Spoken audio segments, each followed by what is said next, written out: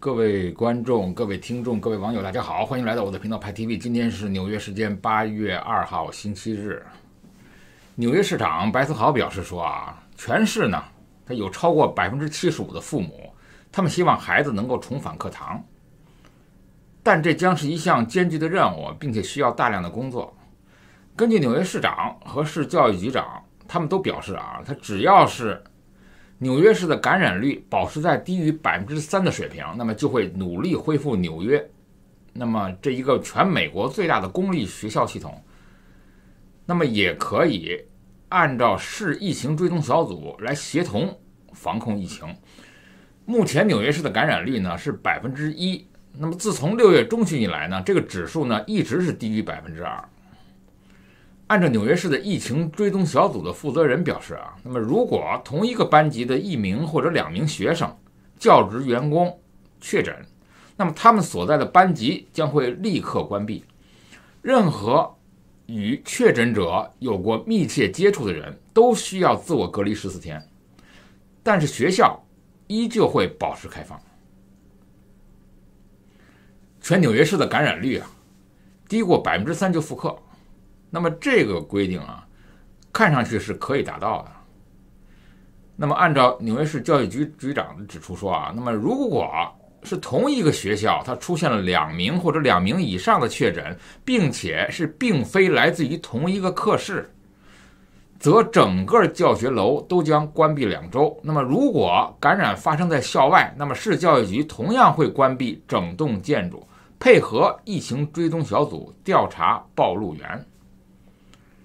那么一旦调查结束，那么学校就会再次开放，但是确诊者所在的班级教室还是会继续关闭2周，或者将根据接触地点对更多的学生和教职员进行隔离。如果追踪之后不能确定感染源，那么学校就会自动关闭14天。那么自行居家隔离的教职工则在家进行远程教学及工作。然而市政府当下正面临着来自市教师和校长工会的双重压力。这2个组织都表示说这种计划缺乏足够的安全和后勤准备。如果你要是确认更多的人在返校前接受新冠检测的话，而且如果能够确保戴口罩的话，那么保持社交距离的话，那么学校还是可以开放的。按照纽约市政府和市教育局的规划，公校系统秋季复课呢采用混合式的教学计划，让学生在实体课堂和远程的学习之间轮流交替，每周有1到3天的时间呢在课堂学习，其他的时间呢仍然保持远程教学。具体的做法呢视学校师生的情况而定。那么如果全纽约市一直保持它的感染率低过3%的话呢，那么所有的学生都必须回课室上课。但是部分的家长呢不买账，他们说这个数据不能代表小孩们的安全，尤其是现在有新的信息说儿童带的病毒很可能是大人的上百倍以上。那么比如根据华裔的家长他们的意愿表示说自己的小孩他们如果就读的学校暂定每周实体教学2天半，其他时间还是在线上教学，那么实际上是属于管理混乱的状态。认为第一，过早把小孩送回学校的风险呢还是很大，而且不能够完全相信教育局还有纽约市政府所出台的防疫措施。纽约市的公校它的线上线下混合的教学呢，如果一旦混起来的话，那谈何防疫？这属于半吊子误人子弟的策略。所以3%对于纽约市政府来说是一个判断的标准，是一个数据，但对于一个家庭来说就关乎小孩的健康安全，并非儿戏。所以大量的华裔的老师表示那么目前大学都没有完全开放校园教学，那么对于年龄尚小的孩子呢更是不保险了。那么根据华裔的家长表示那么要么全网课，要么全上学，这种半吊子的混合教学完全就是一个误人子弟的行为。他们认为啊，教育局现在的反应来说，对于两种做法都没有对应的准备。那么全网课要如何统一指导安排，如何考核，如何计分，教育局从硬件到软件上都是乱七八糟，没有见到任何指导性的安排。对于一些工作时间固定的家长，那么面对这种选择更是困难。如果小孩不上学，家长就不能够开工上班。在疫情下，每一个环节都是彼此连接的。身为必要的工作的这个家长呢，他需要朝九晚五上班。那么如果小孩一直在家学习，那么那个夫妇的双方呢，就必须有一个人做出牺牲，不但经济压力增大了，而且这个全市的经济重启的脚步呢，也会由此变得更加的缓慢。7月30号啊，公布的一项最新的民意调查发现啊，绝大多数的美国人啊，现在包括全美国的人，包括选民，都将新冠疫情在全球的蔓延归咎于中国。这份民调是由皮尤中心啊他们所完成的民意调查，他们对于投票年龄的上千名成年美国人采用了电话抽样访问的方式进行，误差率是 3.7%。这份周四公布的调查结果显示， 78% 的受访者认为 COVID-19 的病毒在全世界范围内的传播责任就在中国。其中约半数的受访者他们认为美国应该让中国为此负责，即使这意味着更加恶化双边的经贸关系。值得注意的是啊，高达 73% 的受访者对于中国是持有不利于美国的看法。这个数字呢，比2018年类似的问题民调中不到半数的比例大幅度的上升了26个百分点。为什么会发生这样的情况呢？那么皮尤中心的这个调查显示啊，57%的美国人现在视中国为竞争者，26%的受访者认为中国是敌人，仅有15%的受访者认为中国是美国的伙伴。这就很大的问题啊。那么就是说，所有的选民的代议士，包括议员，包括美国的政府，实际上对中国是很大的敌意。那么可以肯定的是啊，在中美脱钩的这个第一步，这些跟中国军方有联系的这些中国学者，目前还在美国的，将会是开刀的对象。在这种当下对中国敌视的大环境下，那么任何所谓的间谍，不管是真间谍、假间谍，还是没有定罪的这个中国间谍，都会面对着一个敌视的大环境。在美国，美国人认为你如果从事了任何间谍行为，那么属于以身试法，就要严惩。作为华裔啊，特别是华裔学者和华裔的留学生，你要记住啊，在你的身边啊，有很多的卧底。根据 FBI 他们一些内部的资料显示啊，那在你的周围，包括说中文的人，他们很可能就是 FBI 的线人。那么很多的 FBI 的线人定期的向 FBI 汇报他周围的华裔，他们在做什么，在学什么专业，在干什么，在进行了交流，在哪里地点出现，是不是经常和中领馆，是不是经常和这个所谓的这各种学会啊，各种华裔的联谊会有联络。在学生当中啊，甚至直接就有 FBI 的探员，也就是公务员。所以在美国，现在监控是无所不在的。虽然表面上是有2000名探员在到处抓中国间谍，实际上大量的线人和潜在的便衣已经埋伏在你的周围。目前 FBI 开启的针对知识产权和商业技术盗窃的案中，目前是有2500多起，是针对着华裔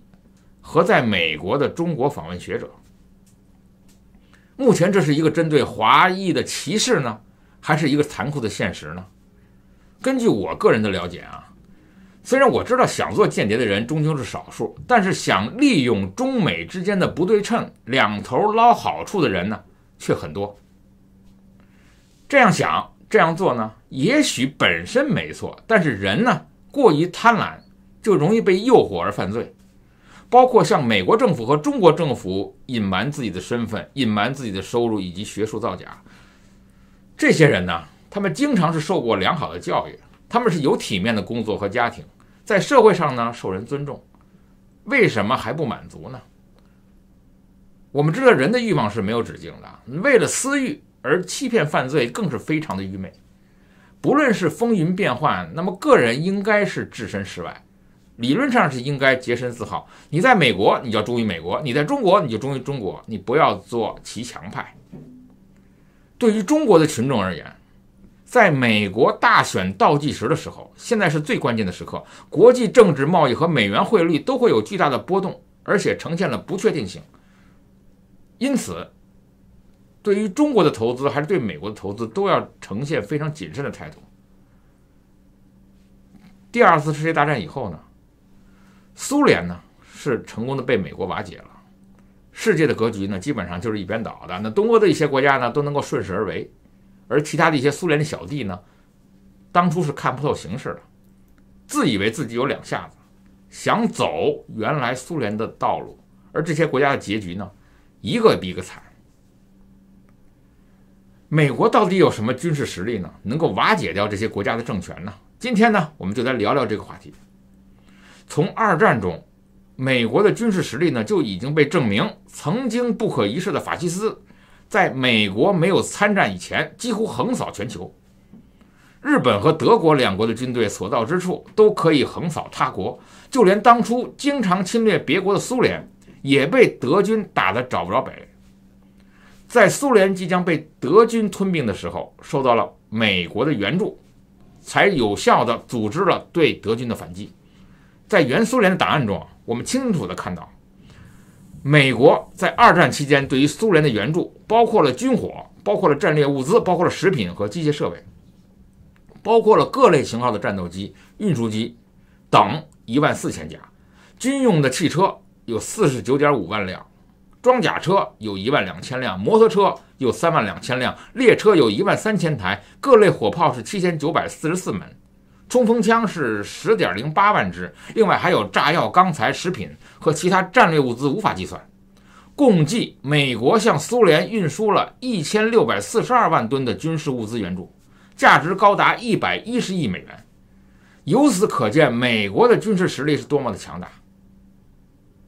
在二战以后，美国的军事实力更加膨胀，高科技不断地运用到战争中去。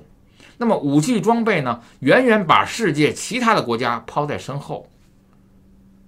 那么近几十年中啊，美军对外的战争是每打一场战争都会有一种新的打法，也会有最新的武器装备亮相，总是让对手措手不及。无法应对的对手呢，他们甚至不知道美军使用什么样的战法，什么样的设备。美军在二战后期就开始打立体战，三军的协同作战呢，当时是打的日军是丢盔卸甲，而美军在1999年就开始了导弹拦截技术，正好投入了在科索沃战争中啊。在科索沃的战争中，美军首次亮相了战斧导弹，还曾经对中国的大使馆进行了袭击。战斧导弹的精准性能让各个国家军事专家为之震惊。科索沃战争就是科技战争的第一战。那么世界各国呢，从此将高科技纷纷运用到了军事装备上。可是在其他国家正在研究美军如何打科索沃的时候呢，伊拉克战争发生了。号称世界第3军事强国的伊拉克，在强大的美军装备下打得家门都出不来，战机没有升空的。伊拉克最先进的飞毛腿导弹技术来自于俄罗斯，这款导弹曾经被中国的军事张专家说成是美国的坟墓。而在实际与美军的对决上，这个飞毛腿导弹连连遭到拦截，一场战争下来几乎没有一次有效的打击。在伊拉克的军队还没有搞明白美军在哪个方向的时候，战争就结束了。那么这种当下我们在静观中东战局，虽然美军是没有参战，而美国的盟友以色列在中东战场上是大显身手，以色列的空军装备全部来自于美国，在战场上是犹如无人之境。现在是引得伊朗到处爆炸，而不知道是谁干的。有的俄罗斯粉丝啊，他觉得俄罗斯和某国的这个装备是很先进的，能够与美军对抗，这种想法太天真了。中东战场上一直都是美式装备和俄式装备的较量的实验场，双方都是会拿出最先进的武器，那么在中东进行测试。那么测试的结果是，出乎意料的是，在美军的新式装备面前，俄罗斯式的武器从来就没有一次有效的还击。由此可以联想到，那些靠购买俄罗斯武器来装备自己的国家，能不能与美国对抗呢？我在想啊，如果一旦真的开战，所谓的万恶的美帝国主义会把他们是不是打回玛雅文明呢？美军的每一次战争啊，它所运用的先进武器和战术都会让对手吃惊，没有任何国家能够猜透美国的军事力量到底已经强大到了何种地步。当所谓的中国还在用无人机在田地里给庄稼打药的时候，那么万恶的美帝国主义已经把无人机运用在了高科技战争上，已经彻底改变了传统战争的打法，已经开启了让领导先走的模式，让那些洗了脑的精忠们想进中都找不到机会。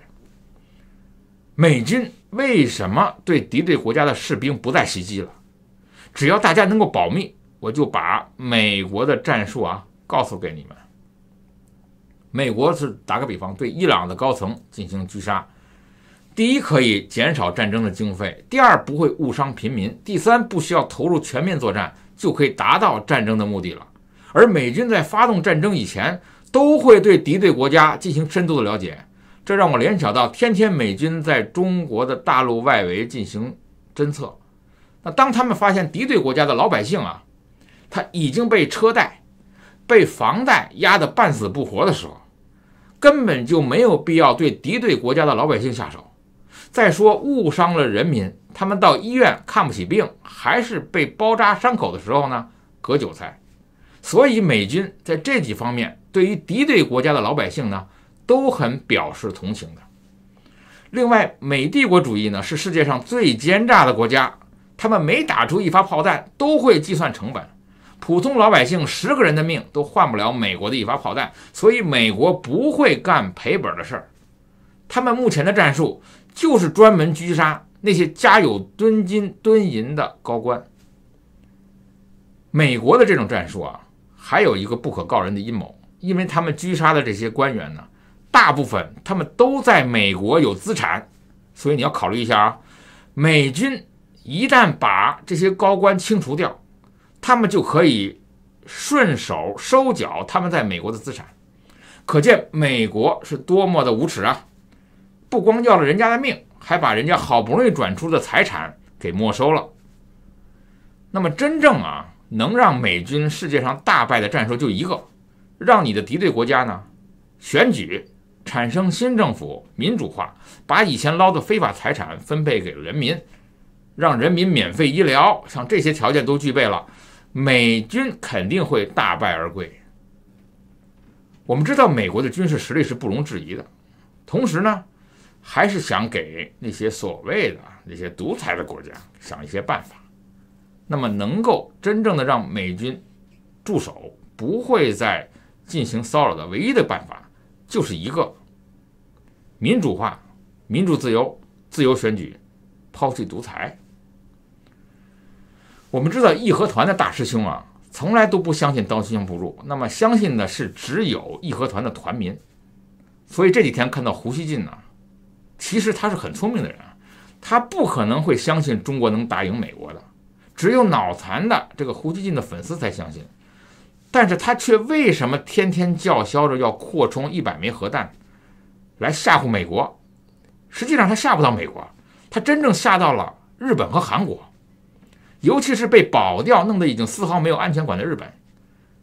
因为真正中国要打美国的话，一定首先要毁掉日本的美军基地。所以目前为止，情况是最大的可能的后果就是把日本给逼成了以色列。我们知道日本已经有147架 F-35了，相近是以色列的3倍了，而日本是向来最能打的那么针对这些航母加上山寨机，真是把日本惹急了，真的是变成以色列怎么办？所以现在就很奇怪了，为什么胡锡进敢直接去骂川普？胡锡进为什么挑拨中国和美国的关系？因为只有让中国和世界打起来，俄罗斯才能够对中国趁火打劫。所以现在很可疑的是，胡锡进是不是俄罗斯的间谍？最大的问题是你们都以为义和团的大师兄是傻瓜，大师兄呢，其实他是偷着乐的。其实呢，他自己心里明白，他在想方设法挑拨，让美国激他的火，让美国采用策略来跟中国是真刀真枪的干，最终可以给他的俄罗斯的主子最大的好处。所以他理论上是雕盘，实际上他并不是雕共产党的盘，俄罗斯的盘才是真正的胡锡进正在雕的。理论上看国际部好像是为人民日报下属的，但实际上呢，这个胡锡进呢，他雕盘是掩护，挑拨中美关系才是使命。